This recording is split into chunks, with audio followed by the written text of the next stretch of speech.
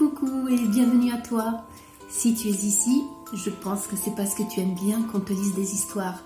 Ça tombe bien, aujourd'hui je vais te raconter l'histoire du raton laveur qui ne voulait pas se laver. Donc installe-toi bien, prends tes doudous et viens découvrir cette histoire avec moi. Le raton laveur qui ne voulait pas se laver. Ça sert à rien. Voyons ça. Raton n'aime pas du tout se laver. Je préfère jouer. Il préfère s'allonger dans l'herbe et regarder les nuages dans le ciel. Ce qu'il ne supporte pas, c'est lorsqu'il est en train de jouer, de devoir tout abandonner. Ses petits personnages et l'histoire qu'il se racontait. Non! Alors quand sa maman l'appelle pour qu'il aille au bain, il se cache derrière les rideaux.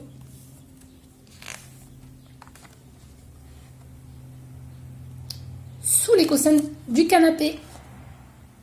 Ou encore dans le placard.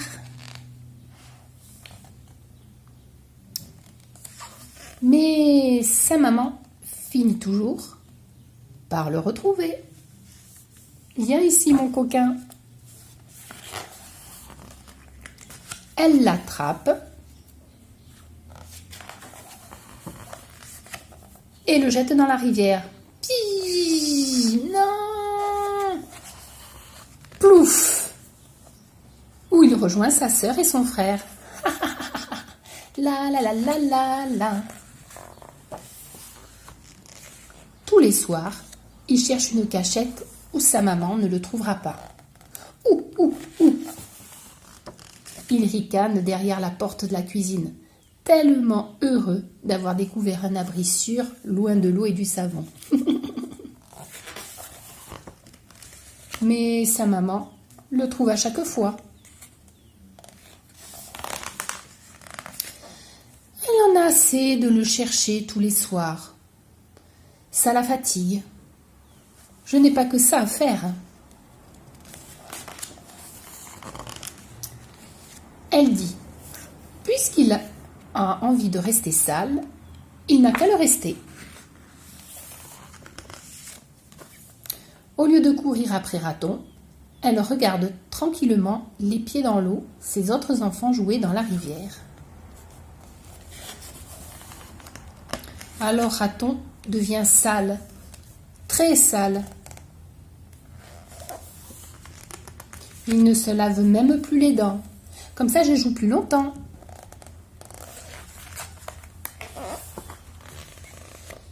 Il est ravi de ne plus être interrompu en pleine bataille ou au milieu d'une phrase d'un de ses livres.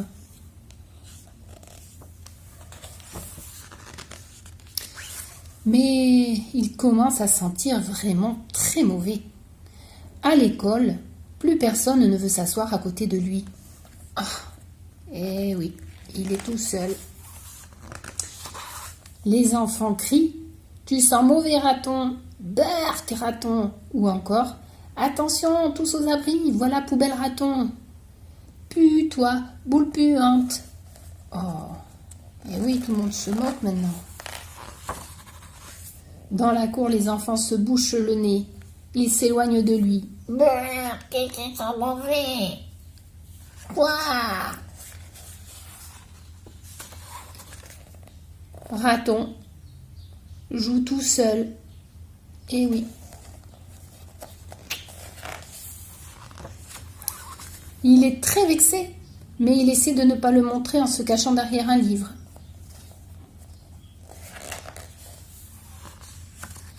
Il est aussi gêné par toutes ces petites bêtes qui commencent à habiter son pelage. Ça le gratte, ça le pique.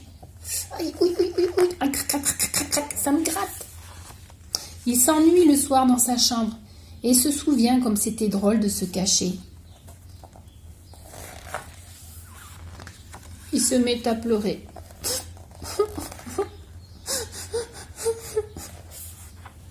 Sa maman ouvre doucement la porte de sa chambre et trouve son petit raton tout triste. Elle le serre fort dans ses bras.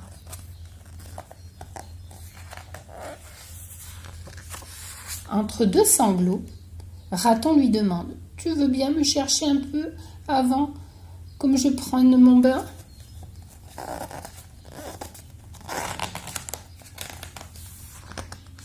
Sa maman se cache les yeux et commence à compter. 1, 2, 3. Raton court partout. Il s'est caché en riant derrière la grande plante du salon. Sa maman dans la cuisine dit: « Il est peut-être par ici. » Une petite voix lui répond: « Froid, froid. » Sa maman, dans la salle à manger, regarde sous la table et dit: « C'est sûr, il doit être ici. » La petite voix lui répond: « Tiède, tiède. » Sa maman entre dans le salon et en soulevant le coussin dit: « Peut-être par là. » La petite voix crie: « Chaud, chaud. » Quand elle s'approche de la grande plante, la petite voix s'écrie: « Bouillant, bouillant. » Ah! Elle attrape Raton par le cou et s'en va avec lui tout souriant à la rivière. Pige! Elle prend son élan et d'un grand coup de tête fait voltiger Raton dans le ciel. Pouf!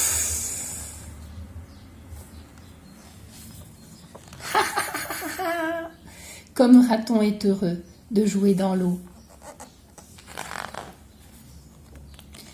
Mais avec une glace, je serai vraiment le plus heureux des ratons.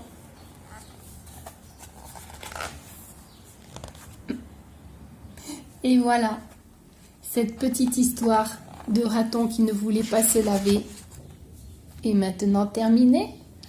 Mais avant, il faut frotter le pelage et faire un gros câlin à maman, mettre son pyjama et aller au dodo.